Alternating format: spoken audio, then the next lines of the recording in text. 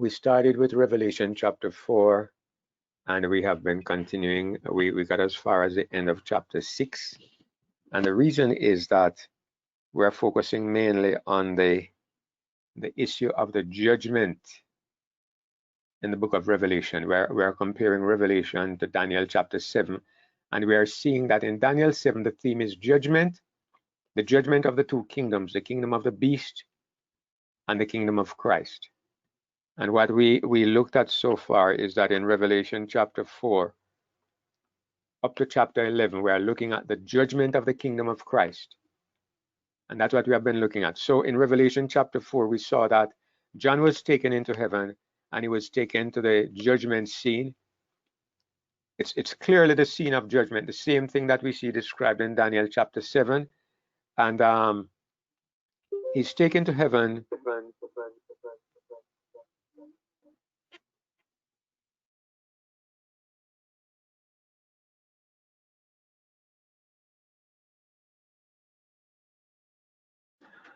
Yes. So he's taken into heaven where he sees all the inhabitants of heaven gathered together for some special occasion. And we see that this occasion is a judgment. The judgment is set, the books are opened. In Revelation, it is presented as the book of the 7 seals. I'm going to go ahead and share the screen with the illustrations we had from last week. And just quickly, mute everybody. I will quickly go back to just do a quick revision of what we looked at last week. Right, so this is where we were. We saw the opening of the 7 seals. The angel asked who is worthy to open the seals, and it was a lion of the tribe of Judah, who is also the slain lamb. Jesus is both lion and lamb, two sides of his character. And we saw the book. He took the book from the hand of God, and he began to open the seals. He was the only one worthy to open the seals. And when he took the book, every creature in heaven and on the earth and under the earth and such as are in the sea, everything burst out praising God and praising Jesus Christ. And we made a note of this point, that it is clear that this book, the content of this book is critical. When this book is opened, it will lead to the entire universe glorifying and praising God. So what this says is that we believe that this book is the book that holds a record of the kingdom of Christ. That's what is in the book. It's a record of what has happened in the Christian church. And what has happened in the Christian church will determine whether the universe will praise and glorify God forever.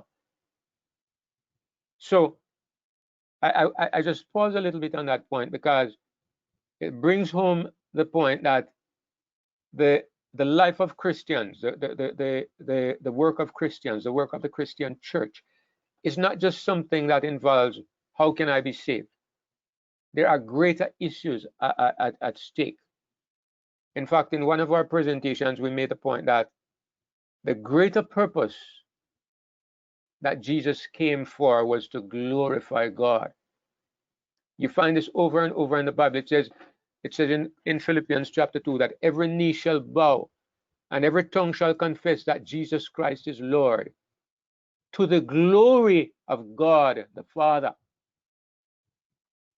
In the 3 angels' messages, the first angel says, fear God and give glory to him. And when you look at the book of Revelation, what you see constantly, I think there are about 7 hymns in the book of Revelation. When I say hymns, there are about 7 places. Don't quote me on the number 7. I know there are a few of them. I'd have to go and count again to see if there are really 7. But there are several places where like Revelation 15, like Revelation 19, like here in Revelation chapter 5, where you find beings. Sometimes it's heavenly beings, sometimes it's the redeemed, sometimes it's every creature in the universe which burst out praising God. And on this occasion, they are also praising Jesus Christ. They burst out praising God. They are saying, you are worthy to receive glory and honor and power. It's God who is the center. It's the praise and glory of God which is central to the entire controversy, whatever is happening in the universe. And you can understand it, brothers and sisters, because before there was a world to save, before there was a world to save, there was a battle taking place in the universe. Satan brought accusations against his creator. Lucifer brought accusations against God.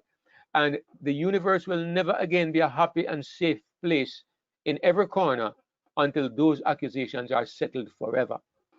And a part of God's plan, a part of God's great plan for finally silencing Satan is through the Christian church. Can you believe it, brothers and sisters? I mean, Paul says that through the church might be made known, through the church it might be made known the manifold wisdom of God. So I'd like Christians to remember this. Most Christians are so concerned with the question, how can I be saved? Okay, that's your first question, because until you are saved, you're not even involved in this at all. But having said that, once you are saved, you come to the recognition, it's not about me. It's greater than me. Once you have been saved, you can take your attention away from yourself and you can start looking on, what is my purpose in life? What do I really want to live for? You don't need to spend your life trying to save yourself, because you were saved already at the beginning. I had that experience 45 years ago, 1975, I was saved. I never have to worry about that again. So what is my concern? My concern is the glory of God. I live to glorify God and to bring others to the same purpose, to help other people to be saved, that we all can be a part of that great purpose of glorifying our Father in the universe. And that's the bottom line of the book of Revelation. It's about the glory of God. It's about God finally being recognized for who he really is, and Satan's accusations being silenced forever. So the church is very important. And so in this book of Revelation, in this little book of the seven seals, there is the history of the Christian church. And it is this history of the Christian church that will reveal the wisdom of God. It will reveal the wisdom of God, and it will finally silence the great questions in the universe. Wow, it's amazing, brothers and sisters. We are a part we are a part of something that is worthwhile, something that is meaningful, something that takes in great issues, great issues. We have a great purpose to live for. It's bigger than Trump and Biden and what George Soros is doing and whoever. It's far greater. It's a purpose that embraces the universe, and we have a part to play in it. This is why Christianity gives a person purpose in life, something to live for. And it doesn't matter whether you're rich or poor, you're in prison or you're free, wherever you are. What is important is that you be aware of your purpose and you be living this purpose with Christ inside of you. So anyway,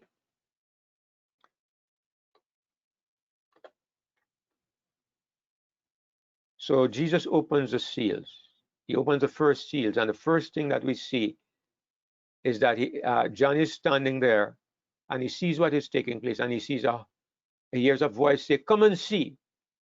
Everybody is being called to look at the history of the Christian church, see what the record of the Christian church is saying.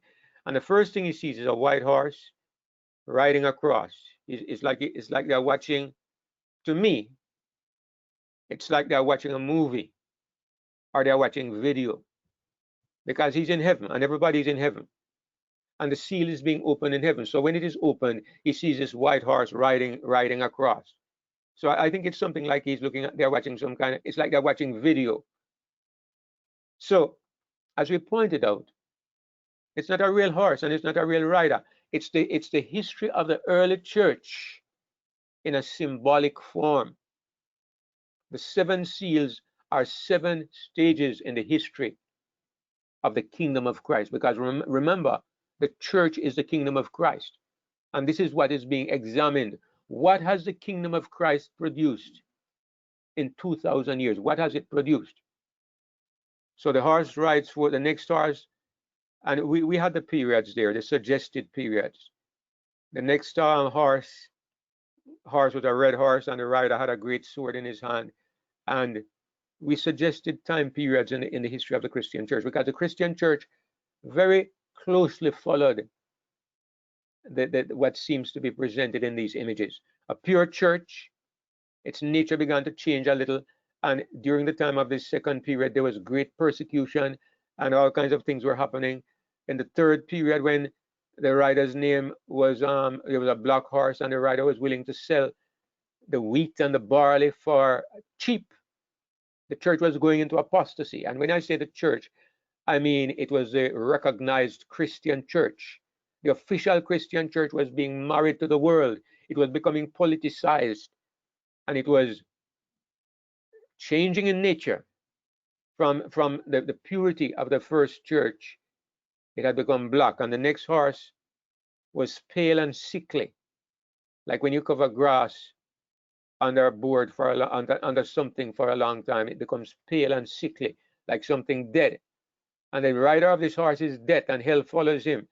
And this corresponds to the time of the great persecution that we call the Dark Ages, when so many Christians were slaughtered by the false church, a church claiming to be a Christian church, yet which was a messenger of death to God's true people. So what we are looking at here is the history of Christendom, because even those who became apostate, they were still called by the name of Christ.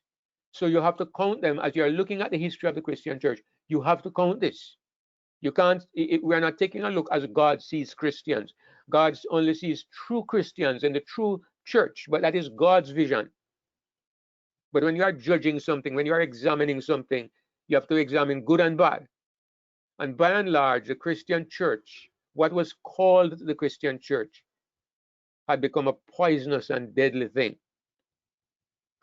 The next event, we saw the souls under the altar. And what we pointed out was that this represents, in the timeline, we have now come to the time when the judgment is beginning in heaven.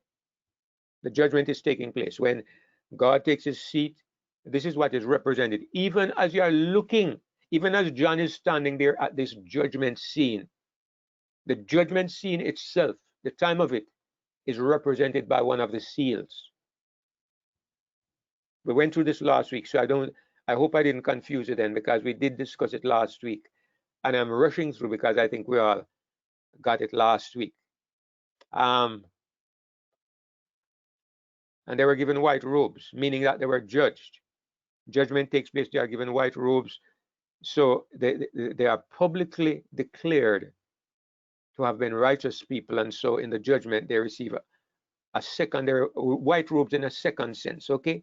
Because when we become Christians, we are given a white robe in a sense, but you in the judgment you receive a second white robe in another sense, because now you're not only, it's not only God who knows that you are righteous, but in the judgment everybody knows that you are righteous. It's like, I'm a Christian and I'm righteous, but nobody will know until the judgment.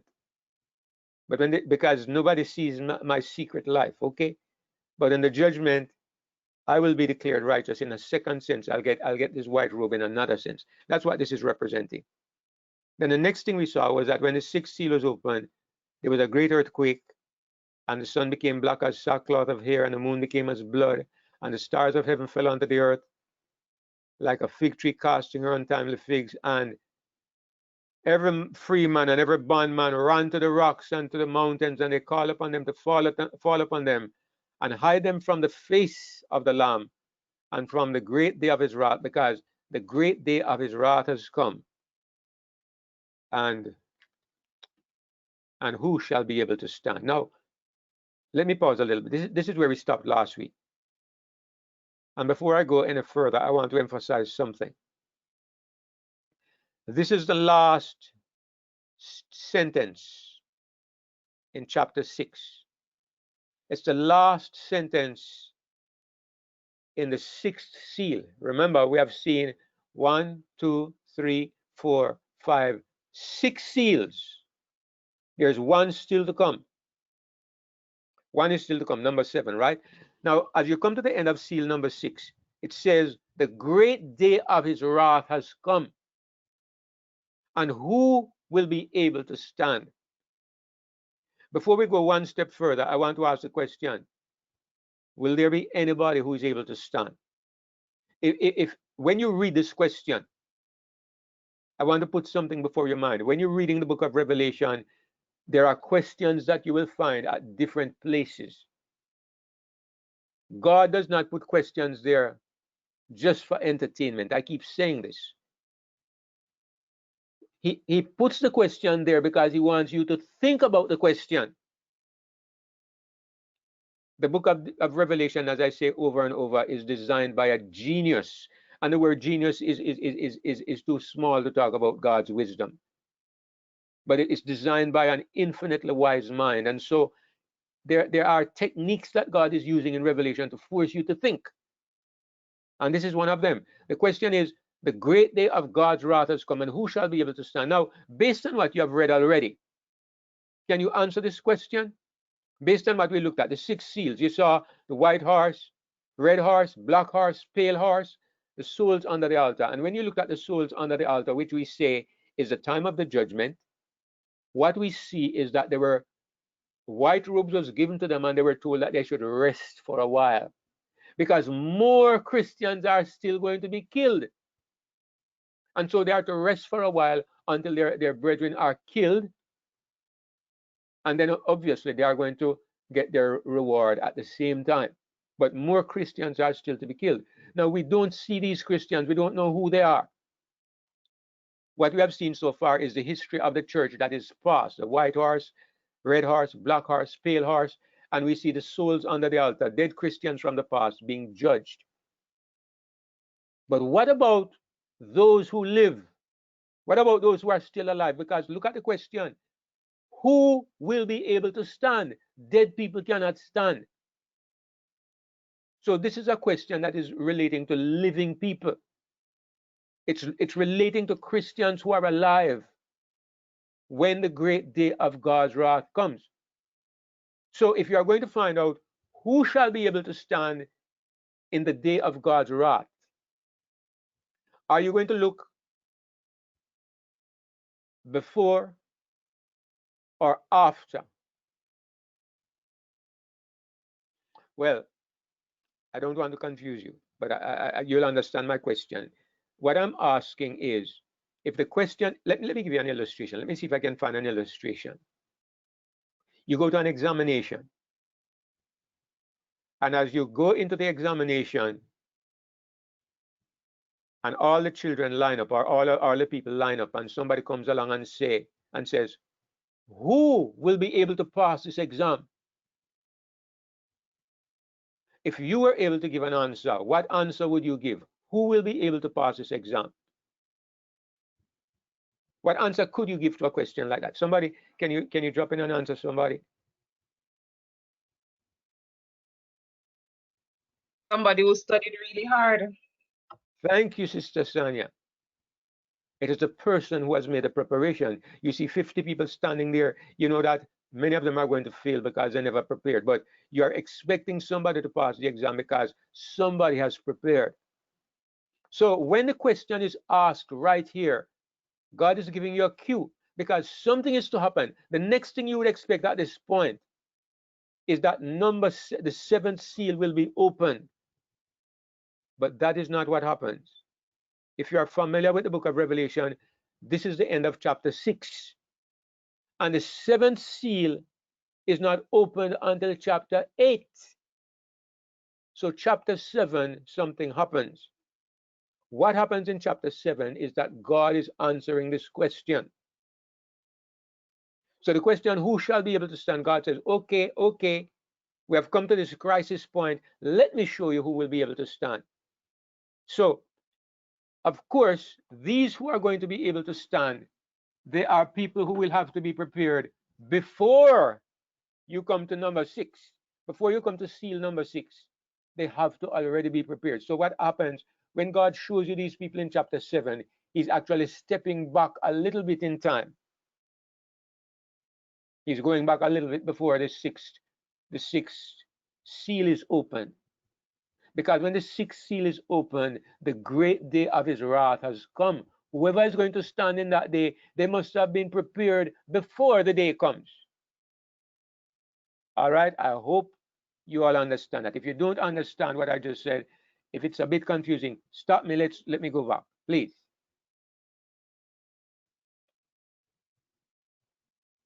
But if it's clear, then we're going to continue. Brother Kevin says the fifth seal is since the 1500s, just to confirm. Right. I put a date there, Brother Kevin. I put 1517, and it's like I said with these dates, it's kind of arbitrary because I am using the point of the Protestant Reformation as the point when the pale horse, the persecution of Christians, it began to be broken around about 1517.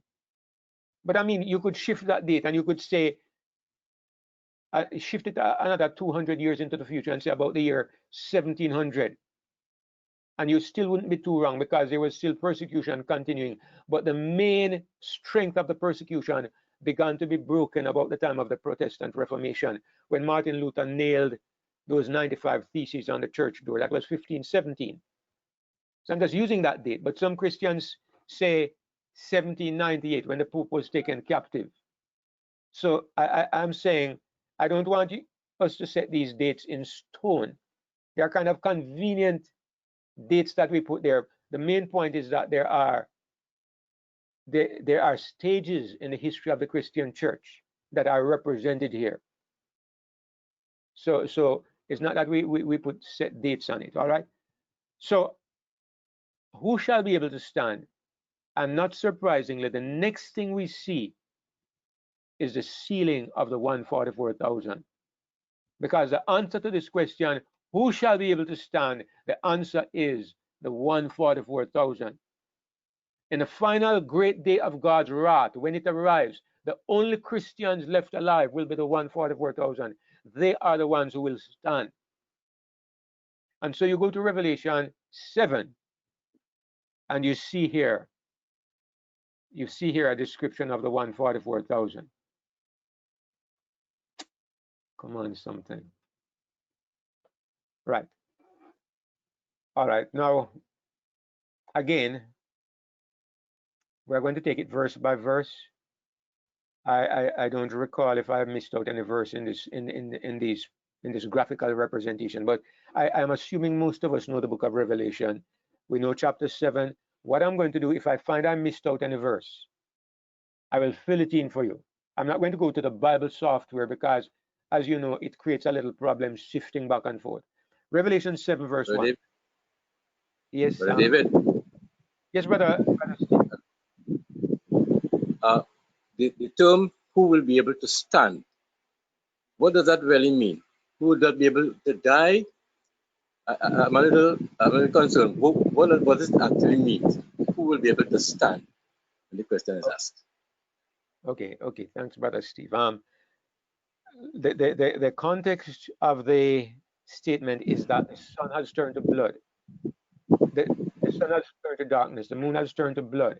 The stars have fallen from the sky, and every mountain and island, I mean, they are falling. And so the people are running to the rocks and the mountains, and so it's in this context. The question is, it's clear that the world is falling apart. It's clear that the planet has come to the last moment and the world is falling apart. Everybody recognizes it. So the question, who shall be able to stand? In my mind, it is saying, who will be able to have confidence and to survive? Who will be able to maintain a relationship with God? Who will be able to be confident and fearless and prepared for what is coming on the earth? So standing, I think, means remaining true to God and not being scared out of your wits by what is happening. I mean, there's a song that the King's Heralds sang many years ago. My brothers and I used to sing it. But one verse of it says, what the line of the chorus. The chorus says, "Oh, my loving brother, when the world's on fire, don't you want God's bosom to be your pillow? Hide me over in the rock of ages, cleft for me." It's kind of like what it says in Psalm 91. He that dwelleth in the secret place of the Most High shall abide under the shadow of the Almighty. 1,000 shall fall at thy side, and 10,000 at thy right hand, but it shall not come nigh thee. Thou shalt not be afraid for the terror by night, nor for the arrow that flieth by day, nor for the pestilence that walketh in darkness, nor for the destruction that wasteth by noonday. So it's standing in that sense. It's being unafraid and not being touched by the destruction that is walking everywhere. I believe the 144,000 will have that special protection. I believe they are the Christians who will not die. But as we look at this chapter, you will see more clearly why we come to this conclusion. So immediately after the question, God shows us something happening. And what he shows us,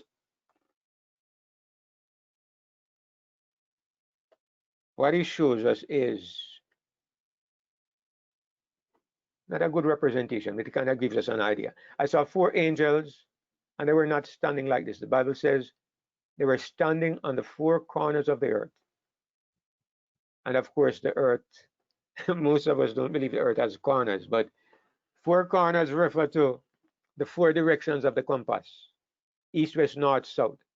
And so it is saying that these angels are covering every angle from which trouble might come.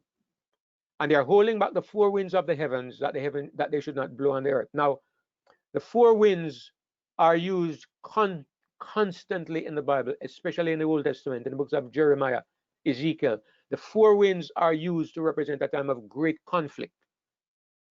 In Jeremiah 44, I think it says that in the last days, God shall raise up a great whirlwind from the coasts of the earth, and the slain of the Lord shall be at that day from one end of the earth to the other.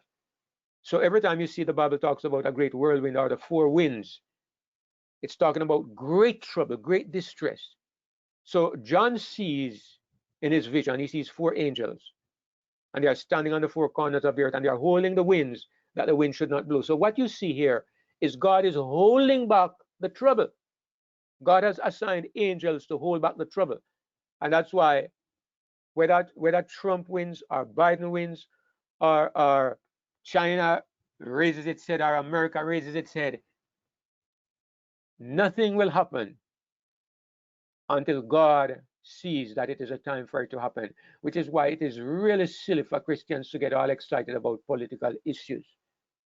So the 4 angels are holding these winds. So you can tell that this is taking place before the 6th seal. Because when the 6th seal is opened, remember, the great day of God's wrath has arrived. Trouble is upon us when the 6th seal is opened. The trouble has come. Therefore, since you see the angels holding back the winds at this time, it means that God is taking us a step back in time before the 6th seal is opened. In fact, what we are looking at here is really taking place under the 5th seal, while the judgment is taking place. The souls it's during that time that we see here. God has taken us back in time because he's going to answer the question, who shall be able to stand? When number 6 is open, bang, that's it. All right? So the next thing he sees a 5th angel. He sees an angel coming from the east, and he has the seal of the living God in his hand.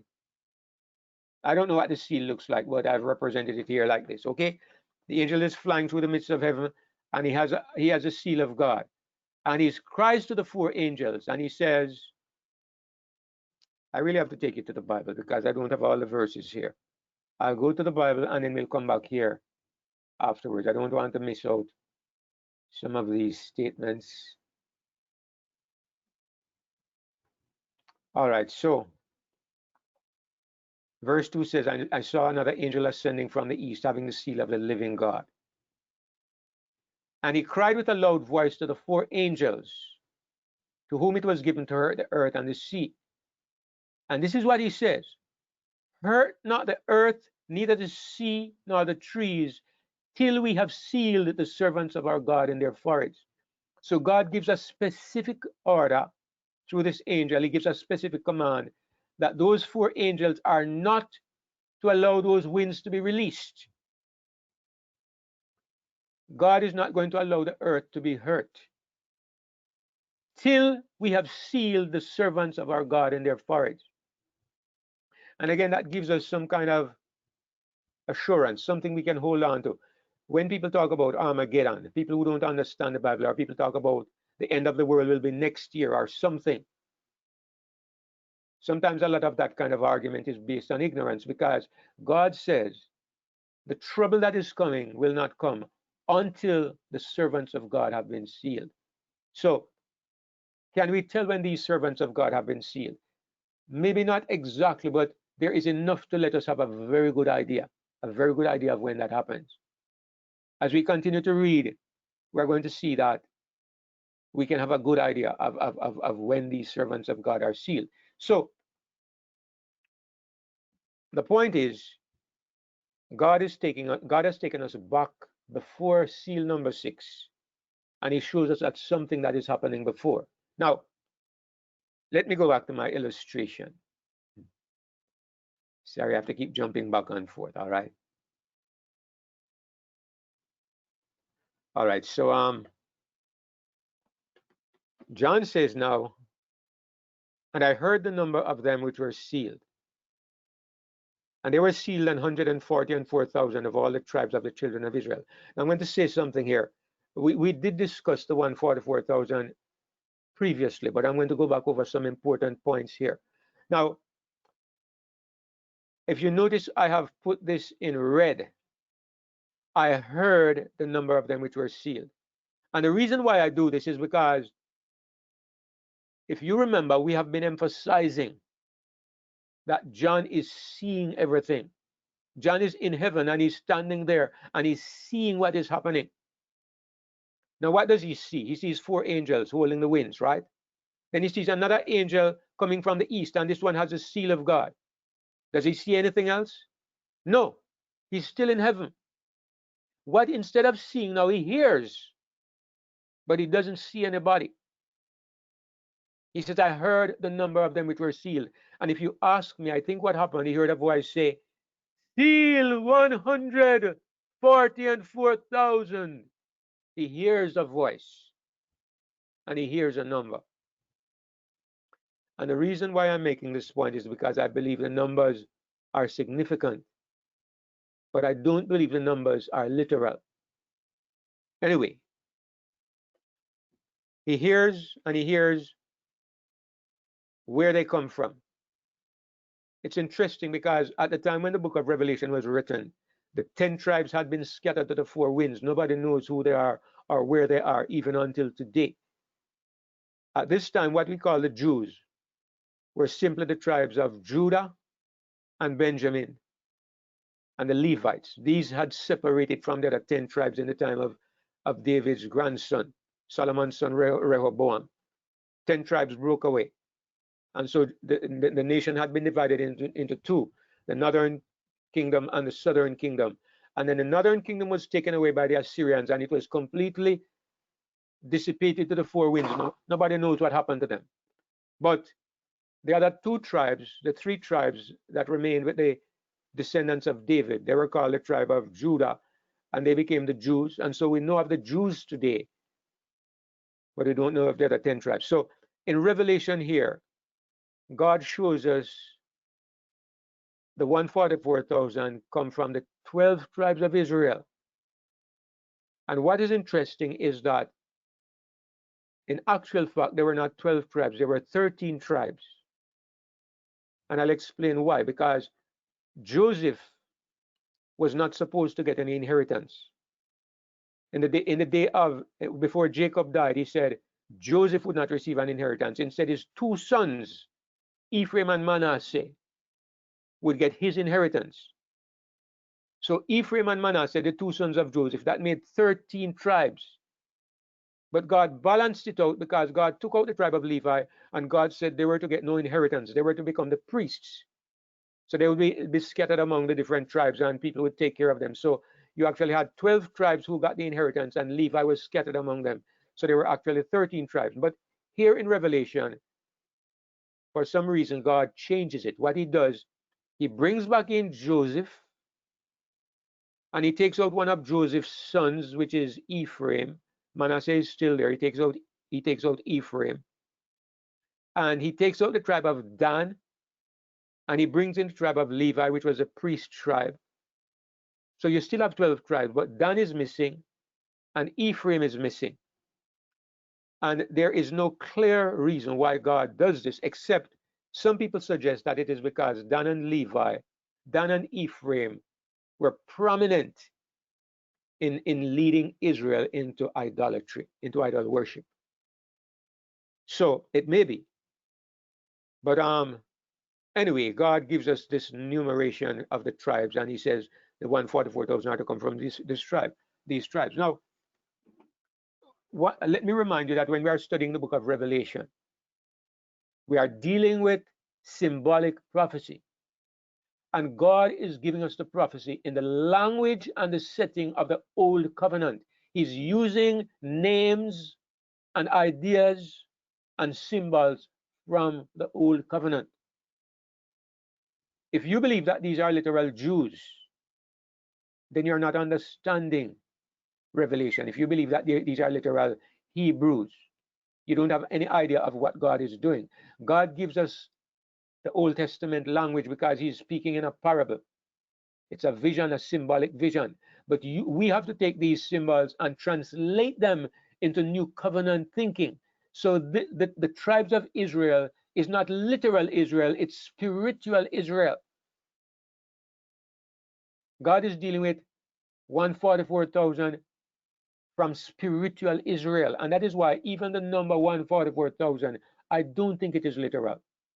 I know people might not agree with me on that. That's a matter of probably how we perceive things. But I believe that Revelation is primarily a book of symbols. It's a book of riddles. It's a book with a hidden code.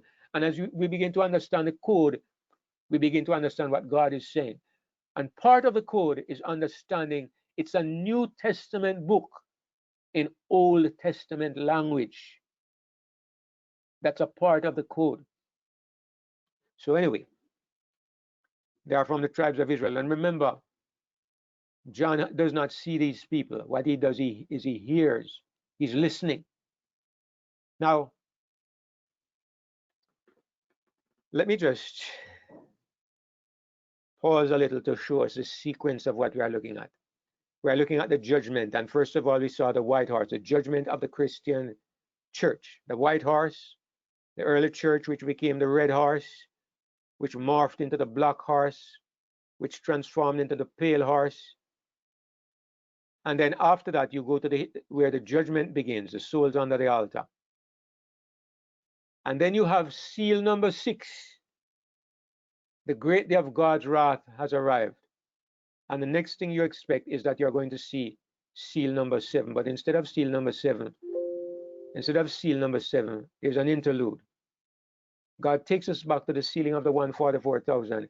And if you look at the diagram, you see that the sealing of the 144,000 takes place before the 6th seal is open.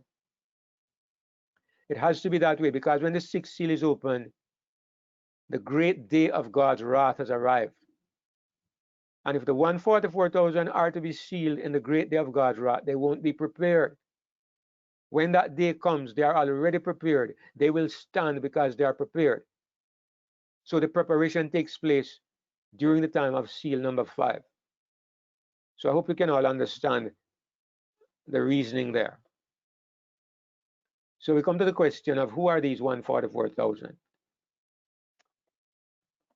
Some people believe they are a group of Jews, and these are the people who really have little understanding of Revelation. And this includes a lot of the evangelical Christians who are very obsessed with going down to Palestine and helping the Jews, and they are trying to fight, get to destroy the Palestinians around, and they are involved in political issues, and they are trying to get America to send vast amounts of money to support the nation of Israel, physical Israel. because they believe that these 144,000, they're a group of Jews, and the Jews are special to God, and they are still highly favored and more precious than any other group of people in the world. Very, very racist and old covenant, and demonstrates great misunderstanding of the covenants and of God's purposes. They're another group of Jews. We have another group of misguided people who unfortunately are from an Adventist background. Among them are some people that are referred to as the shepherd's rods, which are a breakaway group of Seventh-day Adventists. I have been accused of being a shepherd rod, and I'm very upset when people do this, because my beliefs are nowhere near as foolish as the teachings of the shepherd's rod. I will say that. They believe that God is going to choose 144,000 out of the Adventist church. Can you believe that? Because they believe that the Adventist church is Israel and no other Christians are Israel. So the Adventist church is Israel. God will take 144,000 out of the one Adventist church. An angel of death will pass through based on Ezekiel chapter 9 and will slaughter every other Seventh-day Adventist. And then these 144,000 Seventh-day Adventists who are shepherds' rods will go out and win a great multitude to Christ. I put that in there. It's nonsense, but I just wanted to look at one or two of the ideas when I ask, who are these 144,000? All right. Some other people, they're not quite as crazy as the shepherds' rods, but again, you have Adventists who, I've been an Adventist, I've been a member of the church, but nowadays I am pained when I look at some of the exclusivity that Adventists have, where they believe that they are the only people that God has on earth. This exclusive attitude, as though we are the people and all the prophecies are pointing to us. It's painful, because when you understand what is a church and who are God's people, you see that God's program is bigger than a little denomination with 20 million people. So again, Adventists believe that the 144,000 is made up of the people who believe in the Sabbath, what they call the faith of the third angel, who believe in the Sabbath, who believe the mark of the beast is Sunday observance, and they believe it is made up of all those who are a part of this group, those who are alive, plus those who are resurrected, because they believe that people like Ellen White and the pioneers are going to come back to life and to stand with the living Adventists during that great time of trouble. I put those ideas out there because those are the ideas I know people have that I absolutely do not agree with. There's another idea which Ty Gibson and James Rafferty, you know them, you Adventists, you know that these are two people who are always on 3ABN studying prophecy, and they also have studies on the book of Revelation. And James Rafferty has written a book where he presents the idea that the 144,000 is the people who have been saved, everybody who is ever saved. They are the 144,000. I think the book is called God is Inclusive or God is Not Exclusive, something like that. So he's really saying that this 144,000 is a representation of everybody who is ever saved, which again, I'm throwing all of these four ideas out the window completely. I believe that all of them fail to take into consideration some of the facts that we have already looked at and that we're about to look at now. First of all, is this a literal number? Well, the first three groups I have here would say it's literal. I think Ty Gibson and James Rafferty would have to say it's not literal, but all the other people will say it's literal. The shepherds' rods, the Adventists who think that the SDA church is Israel, they will say that, yeah, it's a literal group. It's 144,000. It's a literal number. But I'm asking the question, and I'm going to tell you why I don't believe it's literal. Okay? Number one, this question is kind of like a reasoning point. It's a point of reasoning. It's a point of logic in my kind of logic. But here's why I put this point here. The book of Revelation is supposed to help me, right? It's supposed to help you. Like I say, it was designed by a genius, and God is not just putting information there for to titillate your senses, to just say, for you to say, that's interesting. You know, no, the information that he puts there is supposed to help you in some spiritual way, to give you some spiritual message. So if I know that the 144,000 is a literal number, okay, in the time of trouble, there's going to be 144,000 people exactly, not 144,001, not 139,000. What is it? Not 143,999. No, it's 144,000. What message would I obtain from this? Well, I can think of one message I could obtain, and the message would be that God is trying to make a point by using a literal number, but I can't figure out what that point would be. Is it that he can save 144,000 people? I mean, we know that. Is it that I can't think of a helpful reason why knowing the number will help? Secondly, who is going to be counting them in the time of trouble?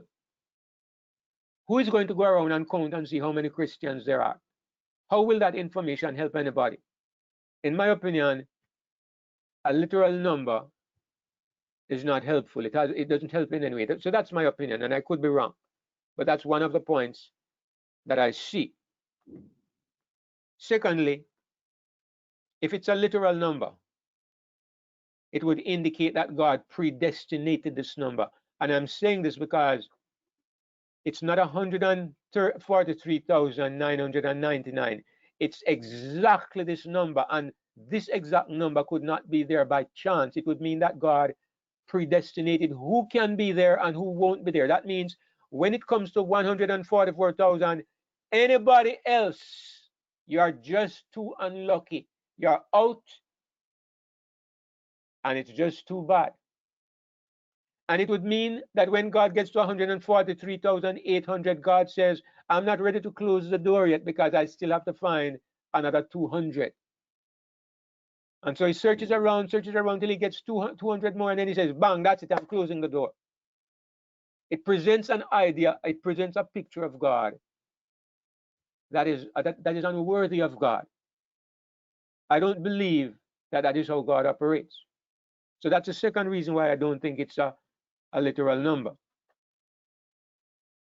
Thirdly, a literal number suggests that they are literal Jews, because if you have a literal 144,000, then it's reasonable to believe that you are talking about a literal Jews, because if one element of the prophecy is literal, it's logical to conclude that the other element is also literal.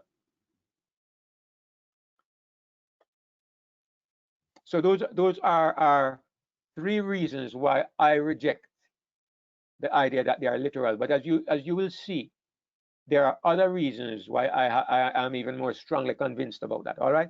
So the next thing that happens, remember, up to this point, what has happened? John has seen an angel with the seal, and he has heard a number. He doesn't see anything else. And then now it comes to where he's about to see something. And he says, after this I beheld, and lo, a great multitude which no man could number, of all nations and kindreds and people and tongues, stood before the throne and before the Lamb, clothed with white robes and palms in their hands. Remember, he's in heaven. Now, what we see here is that John hears something, and then he sees something. You remember when we were looking at chapter 5, we remember that John heard a voice say, the Lion of the tribe of Judah. And then he looked, and what did he see? Did he see a lion? No, he saw a lamb. What he heard was extremely diametrically different to what he actually saw. And yet, He was looking at the same thing. It was the same person, Jesus Christ. What he heard gave him one bit of information, and what he saw gave him another bit of information, and it seemed to be contradictory, yet it was the same person. If you will recall, I asked you to make a note of that when we were going through chapter 5, because I knew I would need it to call upon it here in chapter 7 when we are looking at this group of people, because the same thing happens. John hears something, and then he sees something. First of all, let me ask you, what is the theme of chapter 7? What's the idea behind chapter 7? Somebody remind me quickly. I'm waiting for somebody to give me an answer. Ceiling? Somebody, what's that, Sister Diane? Ceiling? Ceiling? Is that it? It's a Who shall ceiling. who shall be able to stand? Thank you, Sister Kerry and Brother Howard. Yeah, the underlying theme is who shall be able to stand. Bear this in mind, because the point is, when you look at this great multitude from all nations, some people say this represents the saved of all ages. But remember, that is not the subject of Revelation chapter 7. Remember, Revelation chapter 7 comes in the middle of seal number 6 and seal number 7, because God is answering the question, who will be able to stand? He's focusing on the people that will survive the great tribulation. So those who are saved from the days of Adam coming right down, they don't have anything to do with this period of time. So this group of people is not the saved of all ages. The theme of Revelation 7 is who shall be able to stand. This group of people is the group that will be able to stand. Now, why is it that this group is so different from what John has heard? Because John hears about 144,000, and when he looks, he sees a great multitude from all nations. Now, just look at the picture that I have. Let me see, do I have it? Yeah, just look at this picture. Some of you might be pretty good at this. But would you venture to make a guess at how many people are here? Honestly, I don't know, okay? It's a few thousand, right? But I watched the Olympics at Rio, and there was 90,000 people in the stadium. And I've never really seen so many. You have gone to some of these stadia or some of these political meetings where you have seen hundreds of thousands of people in one place. And you can't even begin to think of how to count that number. And in Jamaica, I guess it's the same everywhere, right? But the way we would express it in Jamaica, we might say, if you went to a place like this and somebody said, how many people were there? Jamaicans might say, it was people like sand. People like sand. Or somebody might say, numberless. Right? Now, you know that there is no such number as numberless. Because if you started counting from Adam and you were able to go through every person who has ever lived, you would eventually come up with a number. So there's no such number as a number that cannot be counted. So when you talk about numberless, or when you talk about a multitude that cannot be numbered, you know we're using a human expression. It's not God's statement, it's John's statement. Remember, what did God say to John? God said 144,000. When John sees the people, what does John say? John say a multitude that nobody could number. How many people were there? I don't really know. Could it have been a literal 144,000? I suppose so. If you saw 144,000 people in one place, you might describe it as numberless also. You might describe it as a multitude that no man could number. I've never seen so many people in one place in my life. But if I saw it, I can imagine I would say, man, it's people like sun, or man, it's numberless. John is simply expressing what he sees. Before that, he's telling you what God says, what the voice says. But now he's telling you what he sees. Now, here's another thing. Where do the 144,000 come from? According to what John has heard, they come from the 12 tribes of Israel, right? So they are supposed to be Jews. But when John looks at this group, where do they come from? He says they come from all nations, kindreds, and people and tongues. And again, a person who is a superficial reader, he will say, well, they can't be the same group of people because the first set came from Israel, and this set, they come from all nations. Okay, I'm going to ask you something. Let me go a little further. All right, here is a representation of the people. Look at this picture. It could be that all of these people live in Jamaica. It could be that they live in America because these are two multi-racial societies, okay? But just looking at this superficially,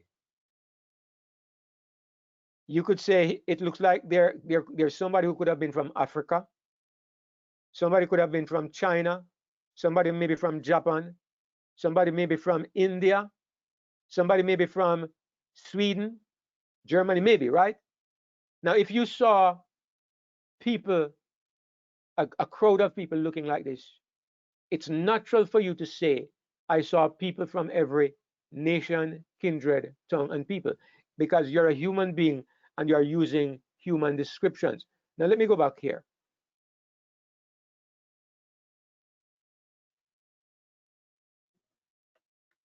Look at this group of people.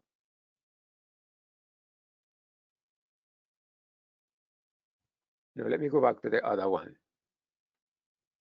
Sorry, let me go back to the other one. Look at this group of people. If they're all Christians,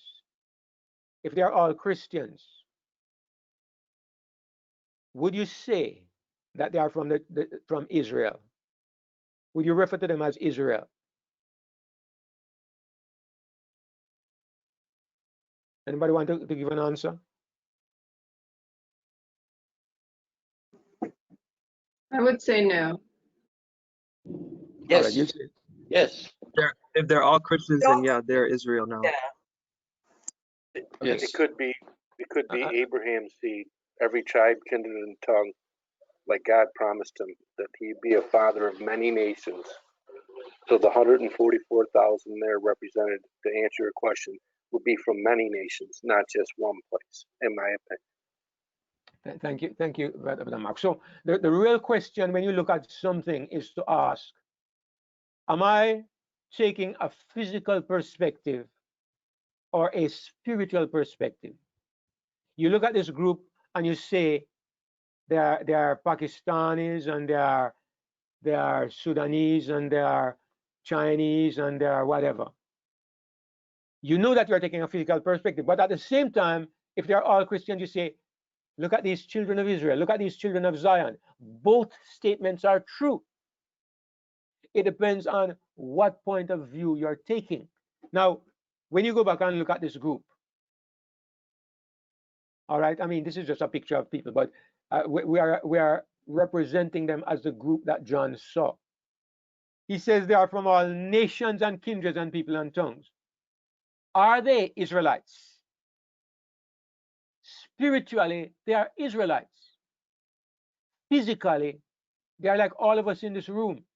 Some of us from Australia, some from Jamaica, some black, some white, some yellow, some red. We're from all kind of racial groups. Physically, we're not one people, but spiritually we are one people. So when I describe you, it depends on what perspective am I taking. Am I taking a spiritual point of view or a physical point of view? Now, this group of people, here is the spiritual point of view. This is a spiritual point of view. 144,000 from all the tribes of Israel. This is a statement that you have to look at from a spiritual point of view. But this statement is John's description of what he sees. John is telling you what he sees. John is not interpreting whether they are from Israel or wherever. He's saying, I saw black people, white people, yellow people, red people, brown people. They were standing before the throne. They were wearing white robes. He's just describing what he sees. And I'm suggesting to you that it's the same set of people that is called the 144,000. Same group of people. It's just two perspectives on the same people. One is a spiritual perspective. The other one is a visible perspective, a visual perspective. And the real strong reason why we can come to this conclusion is because we understand Revelation 7 is answering the question, who shall be able to stand? The people that we see in this chapter are the people that will stand, and that is the 144,000. But there's more evidence. Let's continue.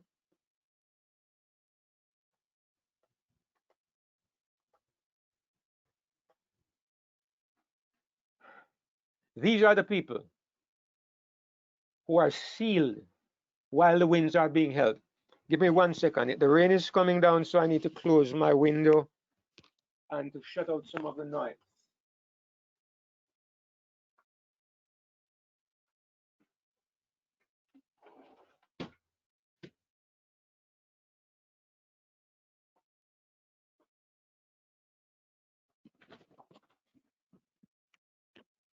Okay, so the 144,000, they are sealed while the winds are being held. So this tells us that this cannot be Christians from all ages. Because remember, the winds are being held represents that God is holding back the trouble. And he's holding back the trouble until the 144,000 is sealed. Then the winds are going to be released. So these 144,000 are being held at a specific point in time when trouble is trying to break out. Trouble is about to break out. But the agencies of God are holding this trouble back because God's people are to be prepared first before God allows the winds to be let loose, before God allows the trouble to come. Second, I mentioned what John heard verses 1, what he saw. They are the same group, but from two different perspectives. They are from Israel, and yet they are from all nations. That is true. I'm black, yet I'm from Israel. I don't know if some people say Israel were black people, but then some of us are white, and we're also from Israel. So black, white, yellow, we're all from Israel, and yet we're from all nations. So there's no contradiction there to say that you can't be Israelites if you are from all nations, or you can't be from all nations if you are Israelites. It's just understanding what Revelation is saying. Now, here is another clue that makes it clear who these people are. In verses 13 to 14, same Revelation 7. And one of the elders answered, saying unto me, what are these which are arrayed in white robes? And whence came they? And I said unto him, Sir, thou knowest. And he said unto me, these are they which came out of great tribulation, and have washed their robes and made them white in the blood of the Lamb. I'm going to go to my Bible view because I want to show a little comparison here. All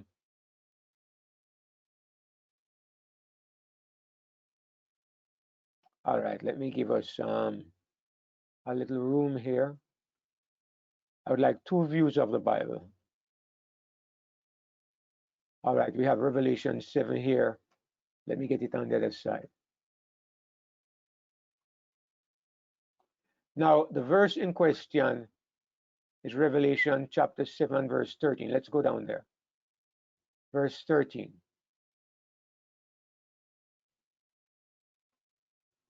Let me just take a little dig before we get there, right? Here we see this great multitude, which no man can number, standing before the throne. And they cried with a loud voice, saying, salvation to our God, which sitteth upon the throne, and unto the Lamb. And I love to talk about this when I get here. This is one of the great verses in the Bible that shows us our God is the one who is sitting on the throne. Jesus Christ is not that God. He is referred to in a distinct way here as the Lamb. It says, and. So God is the one sitting on the throne in Revelation. Consistently, one person sits on the throne. We are not confused about who God is. The 144,000 is not confused. Those who are redeemed standing before the throne of God, they know who God is. And they praise him, and they also praise the Lamb. And the angels agree, because all the angels stood round about the throne and about the elders and the four beasts, and they fell before the throne on their faces, and they worship God. They are worshiping the one who is sitting on the throne. And though they praise and glorify Jesus, they say, Amen. Blessing and glory and wisdom and thanksgiving and honor and power and might be unto our God forever and ever. Amen. This is one of those hymns, those anthems that I mentioned earlier on, where they are praising God, ascribing glory and power to him, because this is the underlying theme of Revelation and of the entire Bible. Now we come to the question, the verse in question. And one of the elders answered, what are these arrayed in white robes, and whence came they? Now, who is he referring to? These arrayed in white robes, who is he referring to? Well, who did John see dressed up in white robes? He never saw the group that is addressed as the 144,000. He saw the group standing before the throne, which he described as a great multitude that no man could number. He never saw a separate group called the 144,000. He heard about the 144,000, but he never saw them. Okay, God never told him what kind of clothing they were wearing or anything. It's the great multitude that he sees. And I'm saying that this great multitude is the same 144,000. So the elder comes and says, those that you saw in the white robes, those standing before the throne, those from every nation, kindred, tongue, and people who are waving palm branches, who are they and where did they come from? Kind of like an unreasonable question to ask poor John, because how John is supposed to know that? But again, it comes back to the point that God asks questions because he wants us to think about the question. All right? Maybe if the question was not asked, you would never think about it. And John answers, of course, I said unto him, Sir, thou knowest. You know, I don't know. Why are you asking me? And he said unto me, these are they which came out of great tribulation. First point, these people in the white robes, these people standing before the throne of God have come out of great tribulation. Now, this doesn't tell you the full story. You have to go to another version of the Bible, or you have to go to the Greek. Let's look at it in the New American Standard Bible. It says, these are the ones who came out of what? The great tribulation. Not great tribulation, the great tribulation. And why am I making this point? Because God's people have often suffered tribulation throughout the ages. You could say that all the saints from all ages, they have suffered tribulation. But in this passage, God is not speaking of the saints from all ages. He's speaking about the ones who go through that great time of trouble, the ones who are able to stand when the rocks on the mountains are falling. These are the ones that are being focused on here. So it's clear that this 144,000 is the same group that is called the great multitude. I don't know how many people it is. Maybe it's more than 144,000, maybe it's less than 144,000, but it's enough people that when John looks at them, he says, man, I can't count these people. They're a great multitude that I can't count. They pass through the great tribulation. It's the great tribulation, not just any tribulation. Secondly, it says, and they have washed their robes and made them white in the blood of the Lamb. I love to study the Bible. You know why? I just as I'm reading this verse, I just got an answer to a question I've had in my mind, just as I'm reading it. That's why no matter how many times you read the Bible, God always is giving you a little bit of insight. Now, here is a point.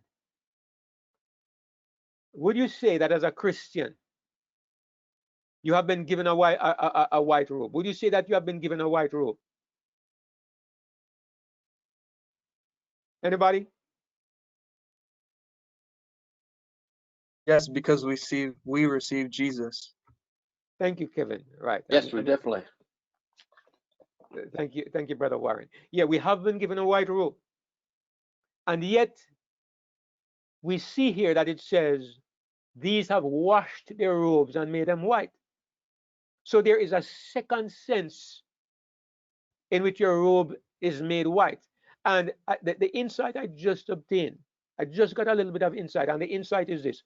I remember the souls under the altar. Remember the souls under the altar. They died as Christians. They died, but they already had their white robe like what you and I have. But in the judgment, they were given white robes in a second sense, and we made the point that this means that they are not only wearing a white robe, but it is demonstrated that they have white robes. And I just recognize that this is what we see happening here with the 144,000. All of us have white robes, but those white robes are not visible. They are not seen.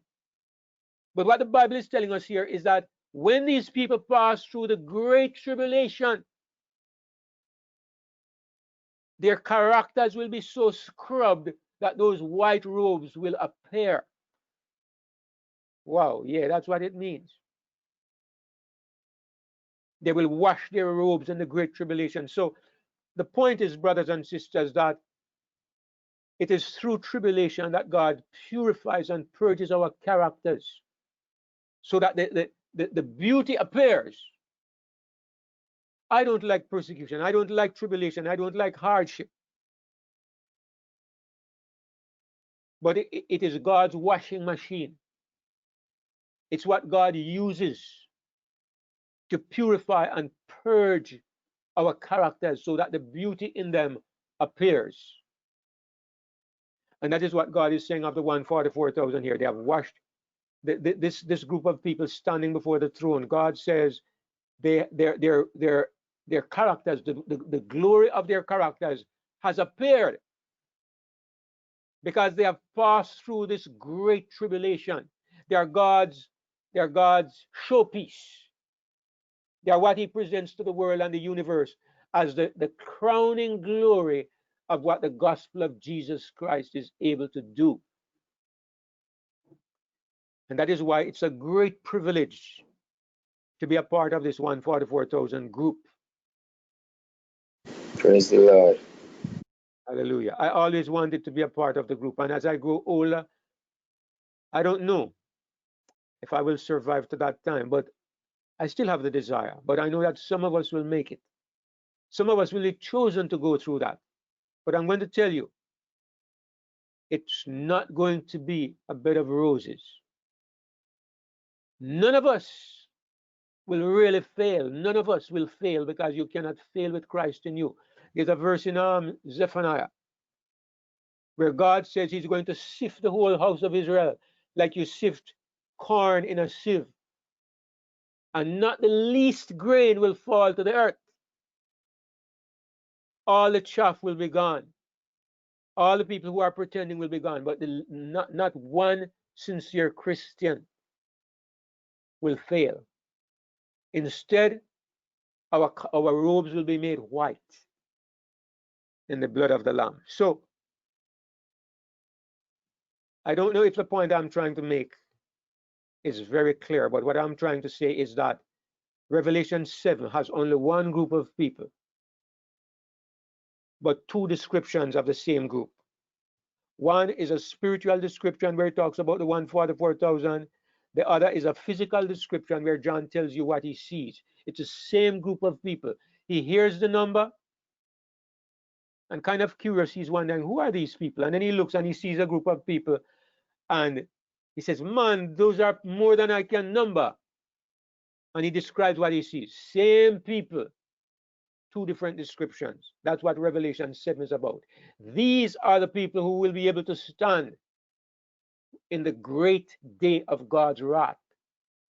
These are the people who go through the great tribulation and their characters are purged and scrubbed, that the full glory of Jesus Christ appears in their lives. It goes on to tell you the privileges of these people. Therefore are they before the throne of God, and serve him day and night in his temple, and he that sitteth on the throne shall dwell among them. It says they shall hunger no more, neither thirst any more, neither shall the sun light on them nor any heat. I believe that this is kind of very telling, because these are the people who passed through the time when the 7 plagues, the sun shall be given power to scorch men with great heat. When the rivers turn to blood, they passed through great tribulation. So I suppose they will have suffered some of these things. God will take care of his people, but it doesn't mean it's going to be a bed of roses. So God makes reference to what they have gone through and says these things will never happen anymore. For the Lamb which is in the midst of the throne shall feed them, and shall lead them unto living fountains of waters. And God shall wipe away all tears from their eyes. So with that, we come to the end of our study for this evening. Next week we'll go on to the 7th seal. The 7th seal. But at this point, I'm going to close here. As usual, my voice has about done its journey for the day. So I'm going to stop here. But I'm going to pause before we have the closing prayer. And I'm going to ask if there is any question or any point that needs clarification.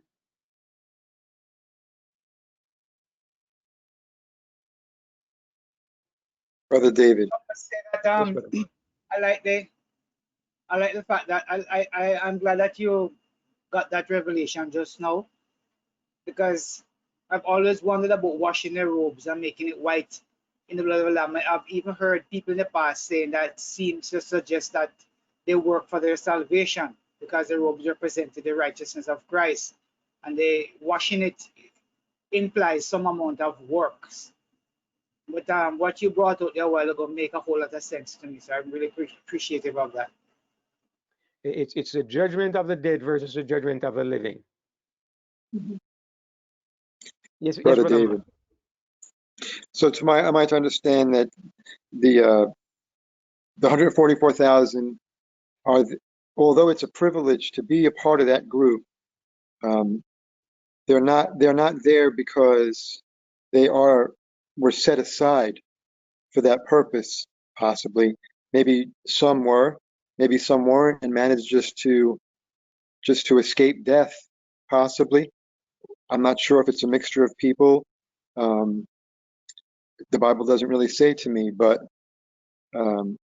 as far as the plagues are concerned, I don't think they'll. I don't know if you mentioned this, but they don't touch God's people because it's the type of the type in Egypt when they received the 7 plagues. 7 out of the 10 were not on Israel in Goshen; they were just for the Egyptians. Mm-hmm. But at the same time, it won't be a bed of roses, because there's going to be persecution from the ungodly.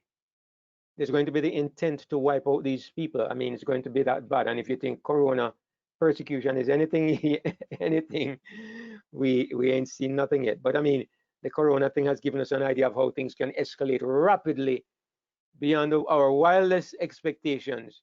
So yes, God will protect his people, but as I said, it's going to be challenging. It's going to be difficult in many ways. So I don't believe that. I believe every Christian who lives at this point in time has the privilege.